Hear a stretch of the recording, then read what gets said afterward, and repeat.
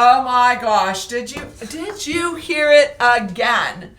I mean, really, mama, mama, mama, mama. Yes, that was my world 18 years ago, and I love it. Can't you tell? Look at all the silver hair I have. So I'm Lori Alvarez. If you don't know who I am, I have a successful real estate brokerage that I just opened.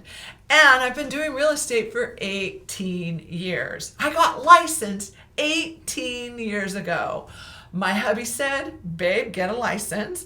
I said, what the heck?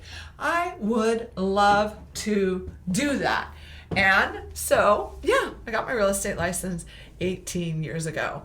Got the license, went and said, oh my goodness, what do I do now once the license finally came, right? When I finally passed the real estate exam. Well, what was going on in Lori's life then? I was a mother of 3 with a baby on the way. I had 3 boys, ages 8, 6, and 2. Yep, 8, 6, and 2. And they were in, I think it was 3rd, 2nd, and kinder, or no, 3rd, 2nd, and at home with me. That's what I had 18 years ago. Gosh. Going back to then and remembering what that was like. And I wanted to, at that time, be a successful realtor. I didn't know what that really meant, and I didn't know how to do it. I mean, the reality is, I just went to a buddy and said, hey, I got my real estate license. I need to put it with someone. Can you help me out? He was like, sure, Lori, put your license with me. Come to the office, sit next to me, and you'll learn how to do real estate. Have you heard that before? I was like, what the heck? I got kids. I can't go to the office. Who are you talking to? I can't do that. I've got 3 boys. I got to get them to school. I got to get them home. I got to get them fed. And one of them stays home with me all day long because no way was I going to have my children in any type of daycare. That was just my perspective back then. No other perspective except that they're mine, my responsibility, and I'm going to do all the work. And now I want to have a successful real estate business. So how do I do that? So he said, well, Mr. Broker told me, when you get a deal, let me know and I'll help you with it. I was like, well, how do I get a deal? I mean, really, how do I get a deal? What does a deal even look like? I had no clue what that meant. What I did know was I'd just go tell the world I got a real estate license. That's easy enough to do. I was excited about it. Why not? So I did just that. I went and talked to all my other mama friends and I said, I got my real estate license. I got my real estate license. I was just telling all my mama friends, I got my real estate license. I was, of course, on PTA at the time. I was, of course, involved in the schools. I was the room mom. I was volunteering in the school. Everybody knew who I was because I just like to talk. Can you tell? So I just started networking with mamas. That's what tip number 2 is. I just started networking and networking and networking. And guess what happened? One of my girlfriends, well, she trusted me. And she said, hey, my mom needs to sell her house and her best friend too. I was like, get the heck out of here. I got 2 listings right out the box. I was so excited about this. And I did not have a clue what I was doing back then. Thank goodness for continuing education. So I got the education. I bought books. I watched videos. I went to training. Over at my local association, they always had a great training. I did it. I studied. I trained. I got every little acronym there could be to put after my name because a lot of it you can just do online. And, well, the reality is education matters. It makes me better. And it has 18 years later. And I finally have my real estate brokerage, right? And what else? What else made great sense? Yeah, I sold those houses. Yes, I got more business. And that was just networking with the other mamas, saying hello to people, sponsoring baseball teams. Did I sponsor and sponsor and sponsor, right? Which leads me to marketing and branding. Number 3, marketing and branding.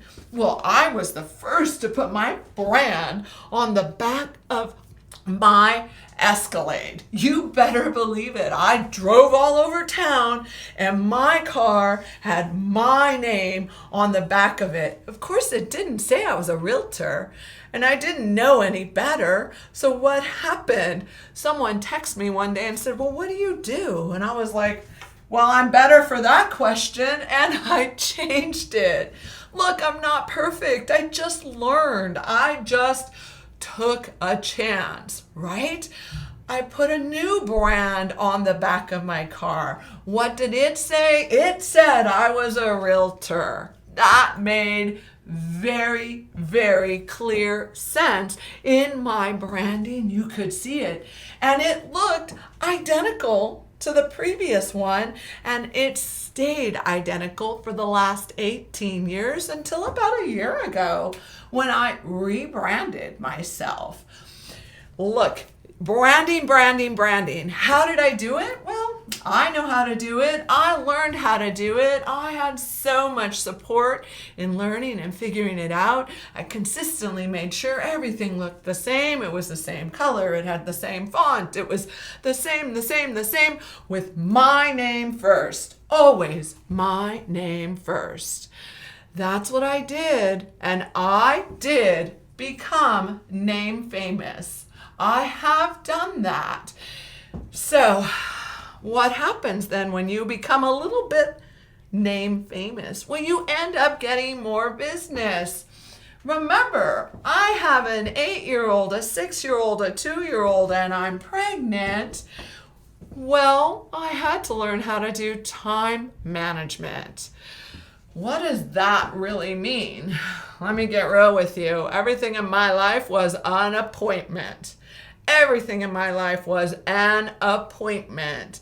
And there was no further description and or reason for why I couldn't be there except that I'm sorry. I already have an appointment booked at that time. I can meet you at this time. Does that work for you? And I always asked for the appointment first so that I could keep control of my schedule.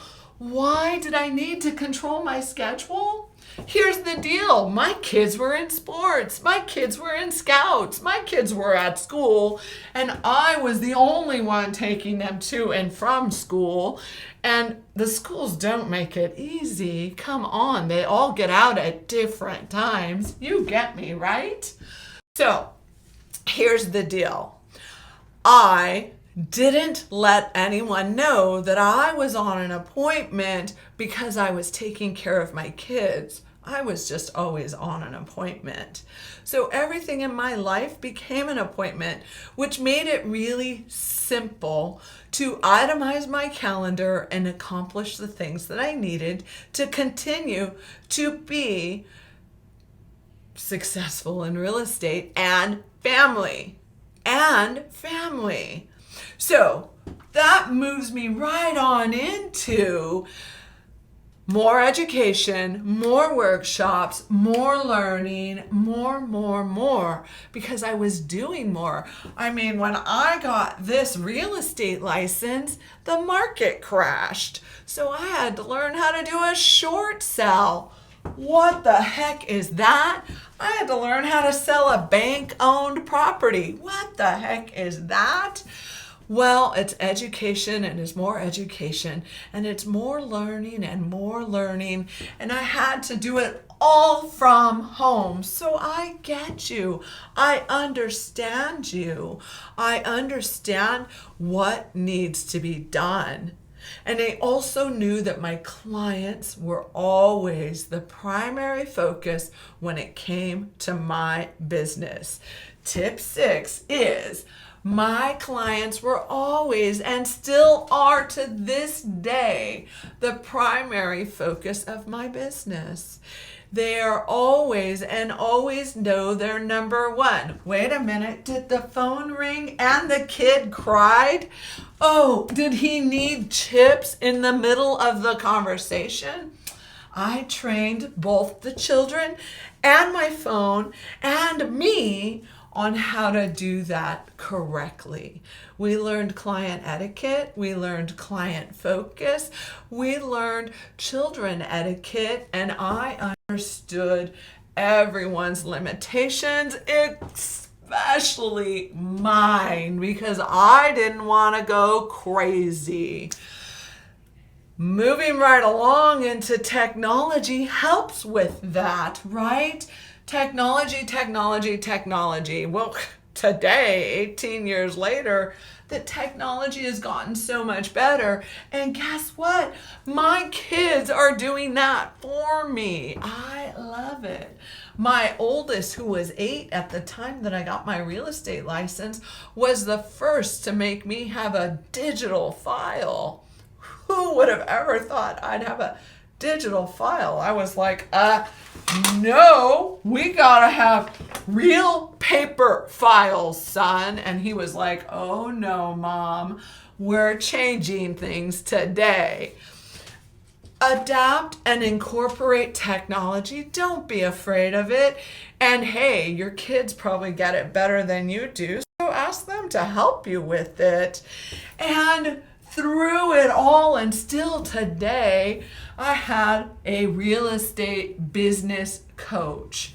Let me tell you, my kids have coaches. Why wouldn't I have a coach? He, she, they have been the best thing I ever did to have a successful real estate business. I've had my coach, which I pay for every month, and then I have my mentors, online training.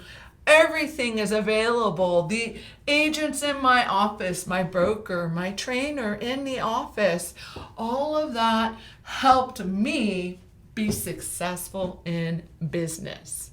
Okay, that's what has helped me continue to move forward with. Now, by this time, oh my gosh, I got a newborn at home. How do you do real estate with 4 sons from home and be successful, open a real estate brokerage 18 years later, and have them working for you, happily working for you? Well, you just see what they do really good and you let them blossom in that area. You just encourage them to be who they are and you let them know what you need and they'll blossom in that area. And then together, we just keep moving forward and we never give up. We get that failure is part of the process and we embrace it and we love it because it's the opportunity for us to grow together as a real estate family business. They may work for me forever and they may not. One thing I've learned, and my father gave me the best advice anyone could ever give me, was he said, who better to train your children to have great work ethic than a woman that has such a successful real estate business and has the best work ethic ever? I was like, I love you, Daddy, and I'm going to go be the best person I can and the best mama I can in the real estate industry.